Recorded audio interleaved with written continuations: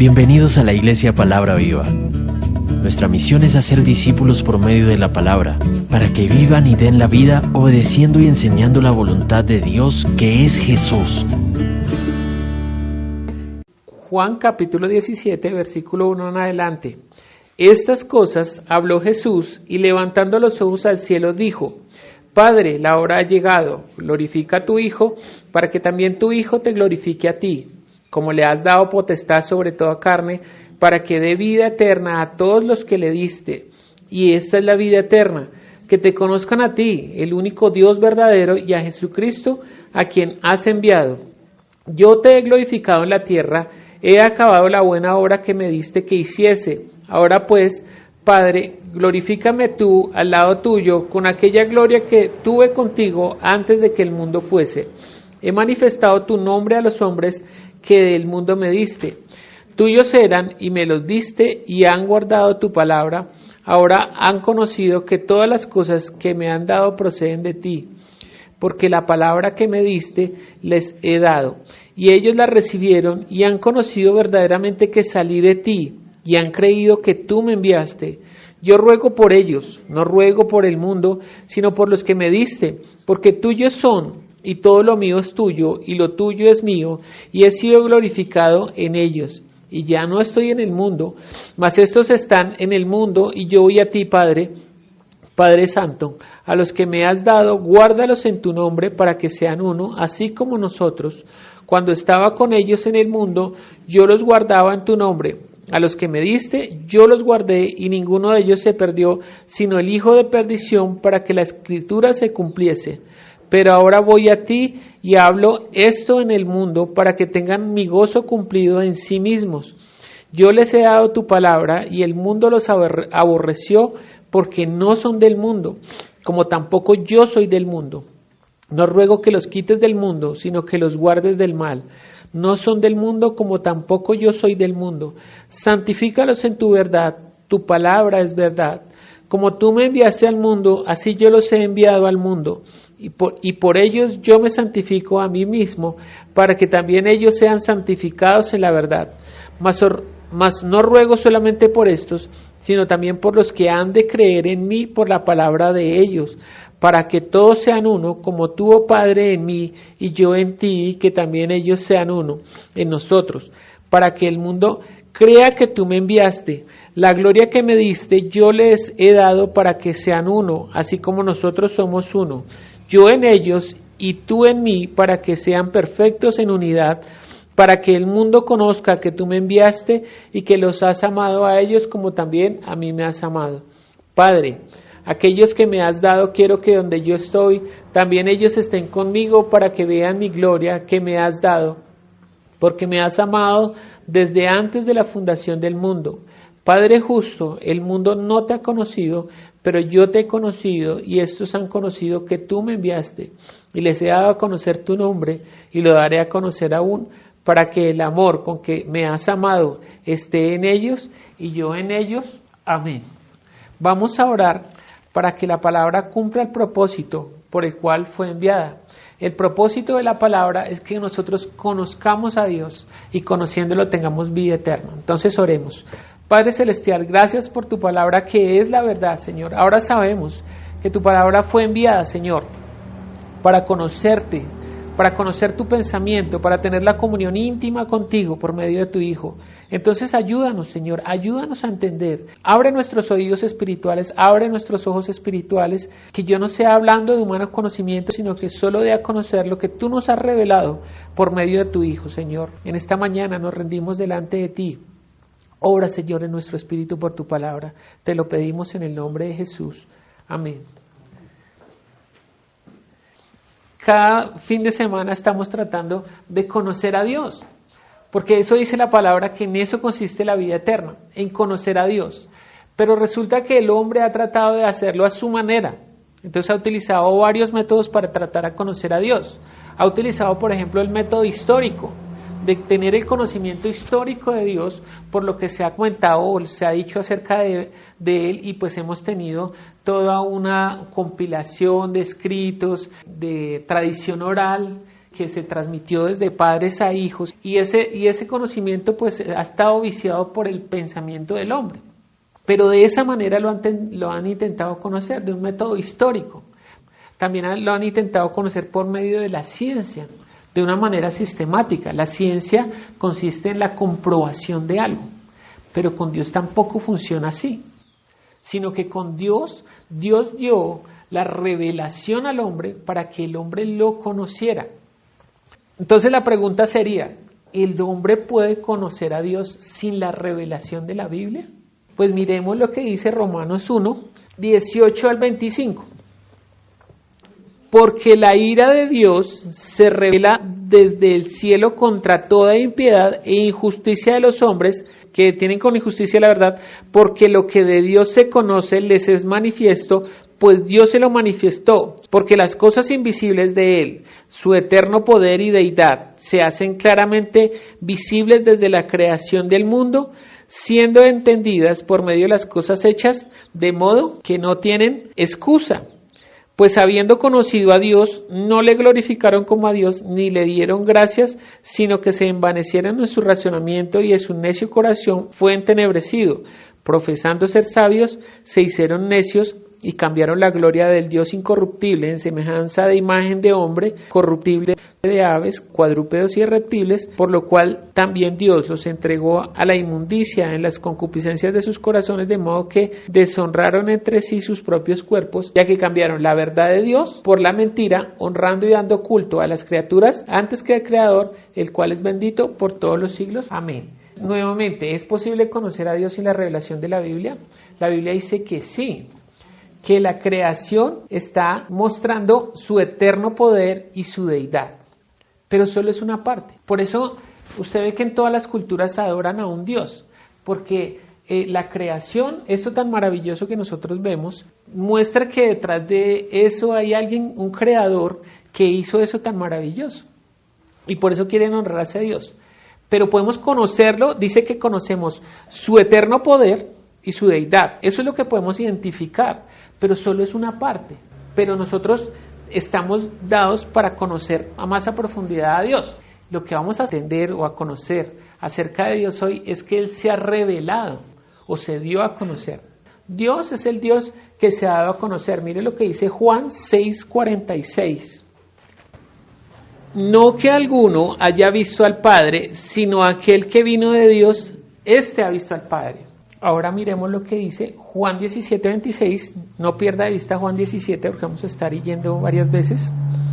Juan 17:26 dice, pero cuando venga el Consolador, a quien yo os enviaré del Padre, el Espíritu de verdad, el cual procede del Padre, Él dará testimonio acerca de mí. Dios ha establecido conocerlo. ¿Cómo se ha dado a conocer Dios? Dios se ha manifestado gradualmente. Para entender eso, yo no sé si ustedes se acuerdan de las cámaras fotográficas que eran antes de un rollo, ¿sí? No las digitales, sino las que necesitaban de un rollo. ¿Cómo era el funcionamiento de una cámara de esas?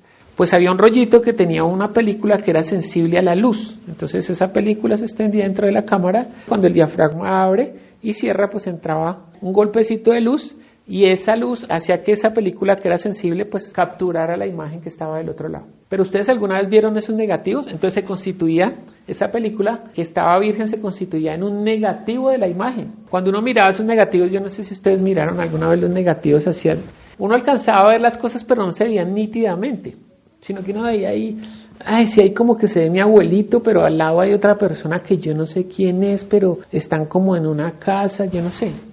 Entonces, ¿qué hacía el fotógrafo? Pues iba y mediante un proceso químico, pues transfería ese negativo a un positivo.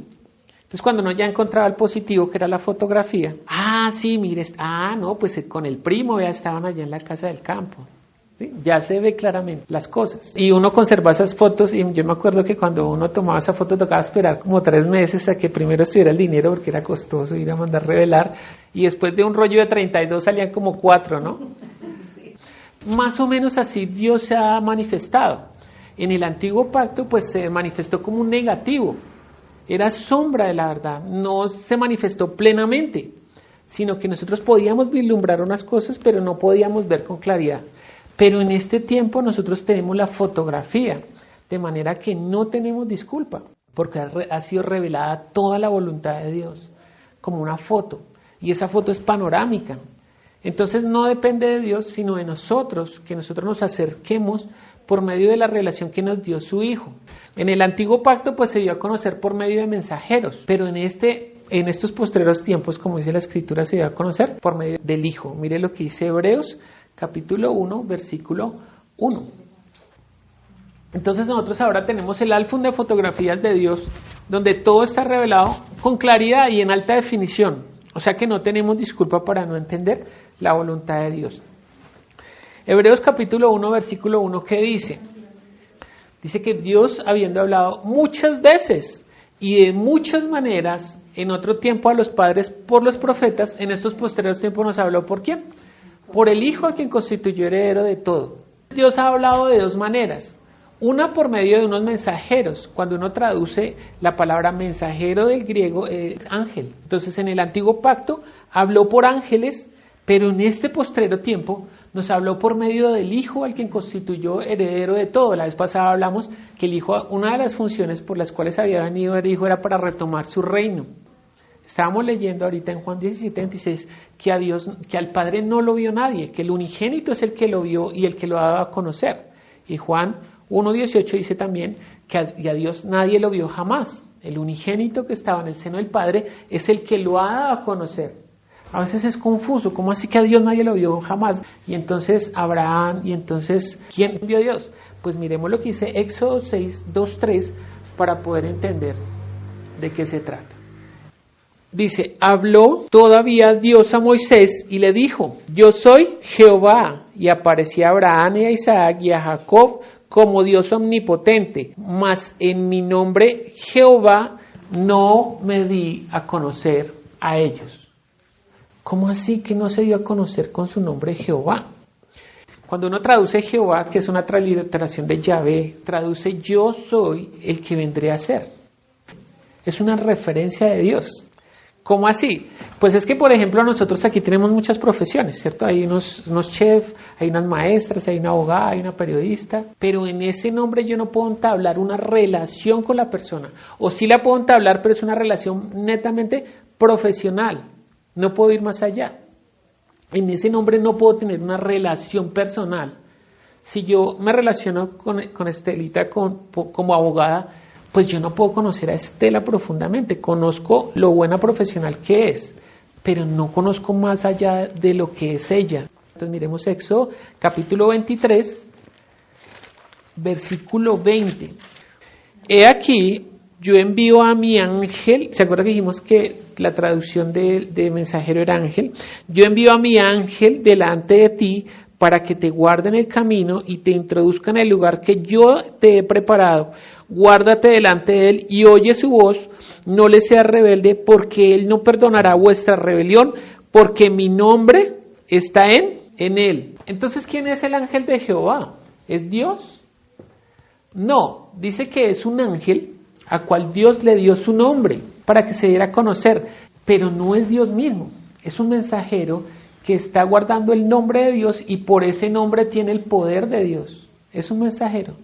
Cuando uno lee Filipenses dice, haya en nosotros el mismo sentir que hubo en Cristo Jesús, el cual siendo en forma de Dios no estimó ser igual a Dios como cosa que aferrarse, sino que se despojó de ser igual a Dios y se hizo siervo en semejanza de hombre.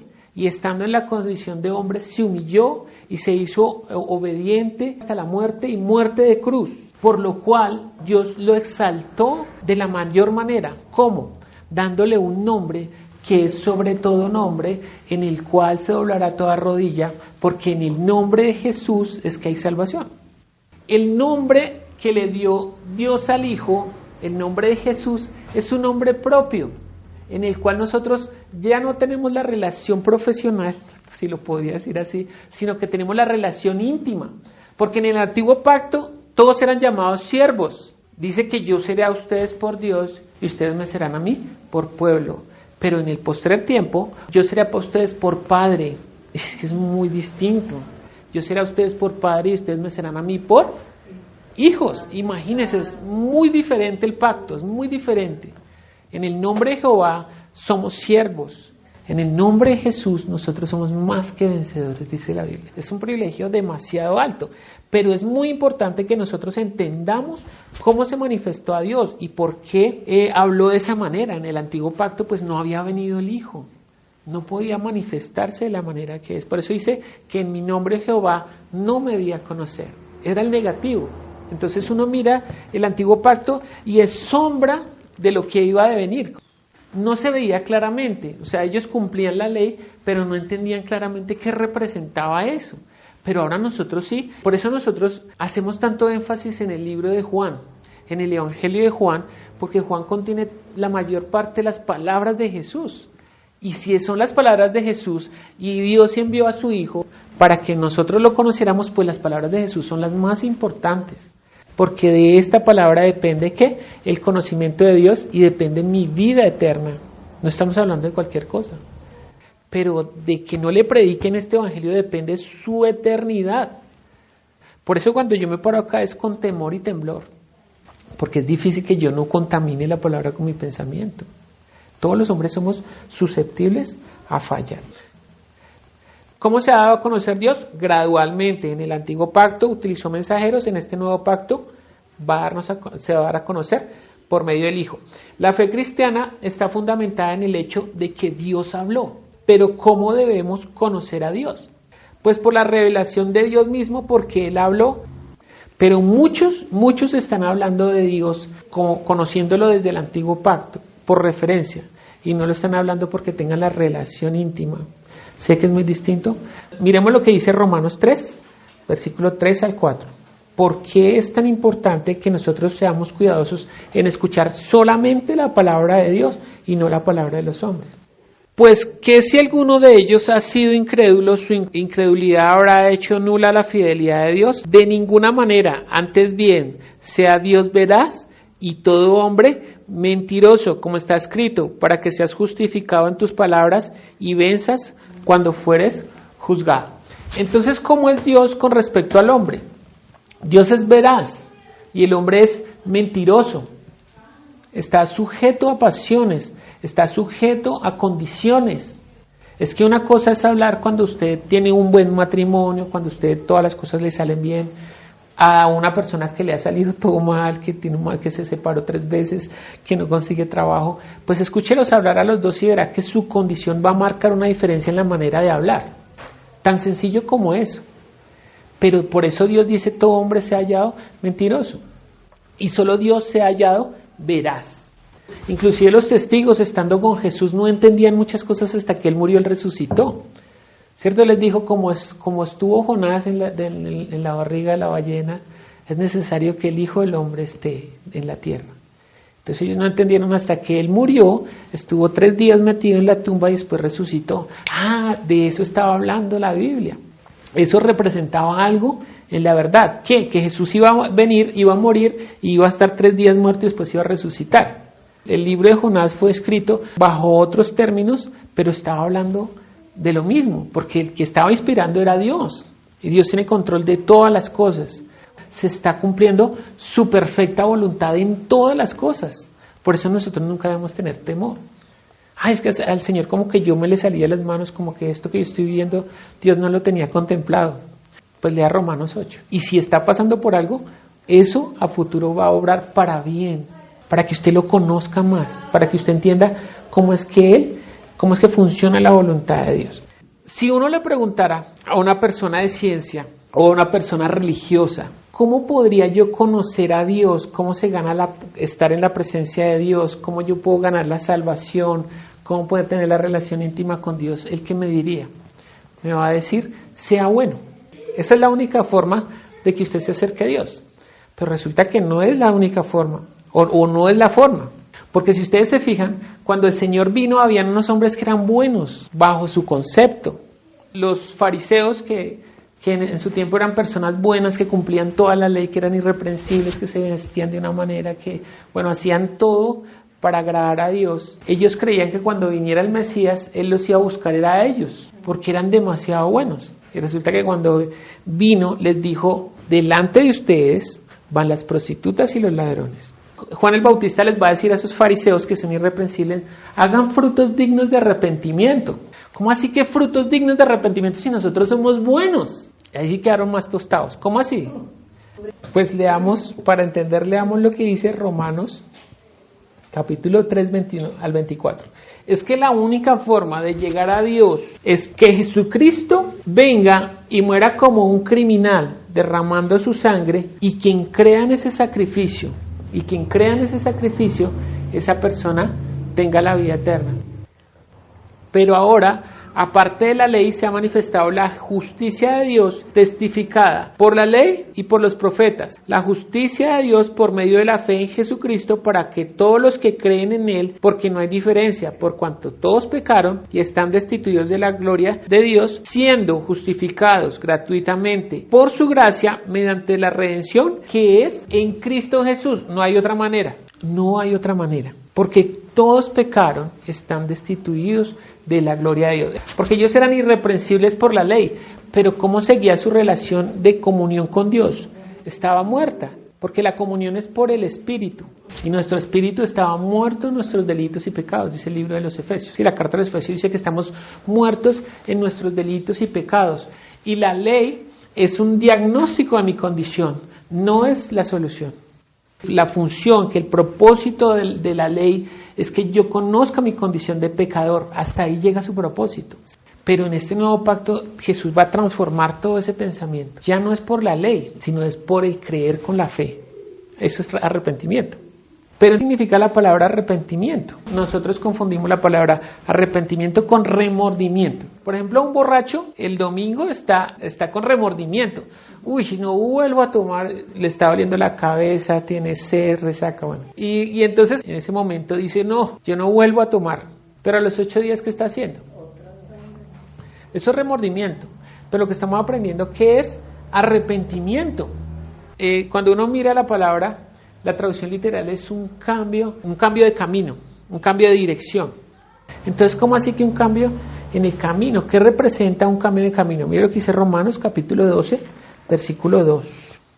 No os conforméis a este siglo, no se conformen a este siglo, a este universo, sino transformaos por medio de la renovación de vuestro entendimiento para que comprobéis cuál sea la buena voluntad de Dios, agradable y perfecta. Entonces el apóstol está hablando ahí del legítimo arrepentimiento, de no conformarnos a este modelo, a este tiempo, a esta religión, a este pensamiento humano. No se conformen, sino renueven lo que hay en su pensamiento conforme a lo que dice la palabra de Dios, porque Dios es el que nos va a transformar por medio de lo que Él dice, porque Él se ha dado a conocer, se ha manifestado. Y cuando yo empiece a entender el pensamiento de Dios, eso es renovar el entendimiento, entonces voy a comprender que la voluntad de Dios es buena y es agradable y es perfecta. Cuando yo empiezo a comprender que la palabra de Dios es perfecta, que la voluntad de Dios es perfecta, cuando soy renovado en mi pensamiento. Es muy importante entender eso. Entonces hay personas que les cuesta más, les cuesta menos. Y eso es lo que nosotros tratamos de hacer cada domingo acá. Nosotros estamos decodificando, trasladando del pensamiento de los hombres. A veces es como una jerga, como un vocabulario cristiano que nosotros utilizamos. Entonces nosotros llegamos, entonces entra la persona y la empezamos a transformar, no en el pensamiento de la escritura, sino en nuestra cultura, en nuestro pensamiento. No, es que aquí nos vestimos así, aquí usamos el peinado así, aquí usted no puede usar falda, aquí se puede maquillar. Ese es el pensamiento del hombre. Entonces queremos transformarlos. Ellos piensan que eso es la transformación del pensamiento, pero no es así, sino venga como usted está y el Señor es el que lo va a transformar por medio de su palabra. Así funciona. Y eso es arrepentimiento. Cuando yo me doy cuenta que tengo que cambiar de pensamiento, del pensamiento que toda la vida me inculcaron, al pensamiento que Dios me está dando, porque Él se reveló. ¿Qué es lo que Él quiere? ¿Qué es lo que querrá Dios? Porque se esfuerza tanto en que se mantenga su palabra, en que se predique su evangelio. ¿Qué será lo que Él quiere? Pues que lo conozcamos por medio de Jesucristo, porque es el que nos lo ha dado a conocer. Si lo que Dios quiere es que nosotros lo conozcamos, nos dio varias cosas. Nos dio la Biblia en lugar de doctrinas. No nos dio teología, nos dio al Espíritu Santo. Y no nos dio una religión, nos dio a Jesucristo, para que por medio de Él tengamos la relación. Solo es posible ser transformados si nosotros entendemos que la Biblia contiene la palabra de Dios. Solo cuando uno entiende que aquí está contenida la palabra de Dios, uno puede ser transformado. Imagínese que usted se compre una casa y entonces le pasan el dato, oiga, usted sí sabe que esa casa que usted compró, dicen por ahí que hay escondido por ahí una bolsa con una cantidad de diamantes que vale más o menos unos 5 millones de dólares. ¿Y uno qué se pondría a hacer? A romper y a buscar, porque eso es más valioso que la casa.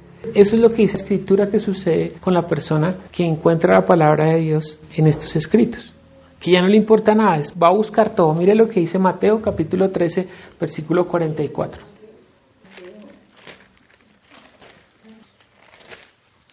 Tesoro escondido en un terreno. Un hombre encuentra el tesoro y lo vuelve a esconder allí mismo. Lleno de alegría, va y vende todo lo que tiene y compra el terreno. Su anhelo cambia totalmente. Ya no la búsqueda del terreno como tal, sino lo que hay dentro del terreno. Por eso es un deleite cuando uno encuentra la palabra de Dios en la Biblia, porque ya no es una imposición, ay, hay que leer, sino que uno empieza a descubrir el tesoro, ay, mire, aquí habla. Y se vuelve un deleite y uno busca más porque ahí está la vida eterna. Pues mire lo que dice Juan 5:39. ¿Por qué está ahí el tesoro? ¿De qué está hablando la Biblia? Juan 5:39. Escudriñar las Escrituras. ¿Qué es escudriñar? Buscar muy profundamente. Escudriñar las Escrituras, porque a vosotros os parece que en ellas tenéis la vida eterna, y ellas son las que dan testimonio de mí. Fíjese un error de las personas que buscan en la Escritura creyendo que ahí está la vida eterna. La Biblia debe tener la solución a todos mis problemas. Busquemos qué dice acerca del aborto, busquemos saber qué dice acerca de la moda, busquemos saber qué dice acerca de las relaciones interpersonales, busquemos qué dice de las finanzas. Pero ¿qué dice? ¿Cuál es el propósito de la Biblia? Dan testimonio acerca de mí, o sea, de Jesús. Y ustedes no quieren venir a mí para que tengan la vida eterna. ¿Se da cuenta cómo funciona? La gente cree que aquí está la solución a todos sus problemas, pero resulta que la Biblia, ¿qué está haciendo? Está dando testimonio a favor de Jesús, para que nosotros busquemos a Jesús, creamos que Él es el que dijo que iba a venir, que es el Mesías, que es el Cristo, y cuando creamos en Él, lo busquemos, y en Él, conociéndolo a Él, tengamos la vida eterna. No puedo buscar en la Escritura la vida eterna, sino que tengo que utilizar la Escritura para conocer al que me puede dar la vida eterna. Mire lo que dice 1 de Juan 5, versículo 10. El que cree en el Hijo de Dios tiene el testimonio en sí mismo. El que no cree a Dios le ha hecho mentiroso, porque no ha creído en el testimonio que Dios ha dado acerca de su Hijo. Y este es el testimonio, que Dios nos ha dado vida eterna, y esta vida está en su Hijo. ¿En dónde está la vida eterna? En su Hijo. Por eso nuestro anhelo es buscar al Hijo, escuchar lo que dijo el Hijo, porque en lo que Él dice está la vida eterna. ¿Y el Padre cómo dio testimonio?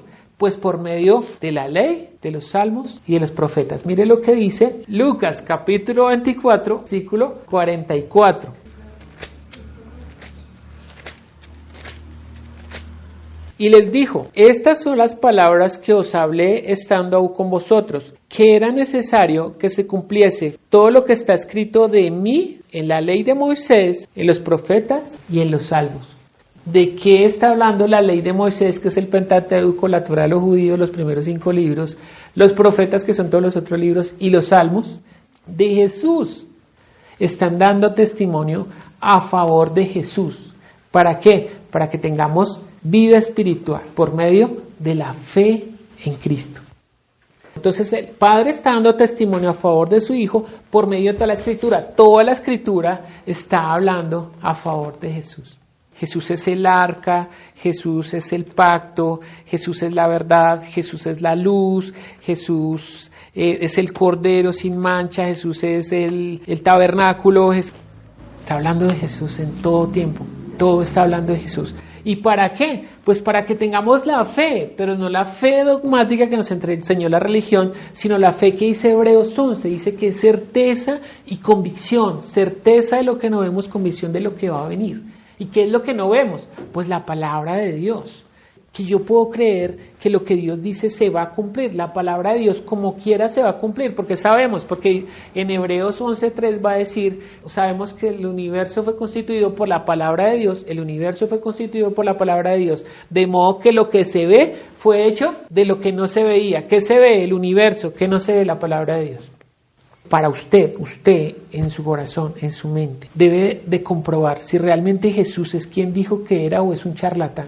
Porque si usted no está seguro de eso, su fe es así. Pero si usted está seguro que el Cristo, por el testimonio del Padre, es quien dijo que era, que en Él tenemos vida eterna, entonces ahí tiene que empezar a buscarlo con todo su ser, como el hombre que sabe que hay un tesoro en su casa.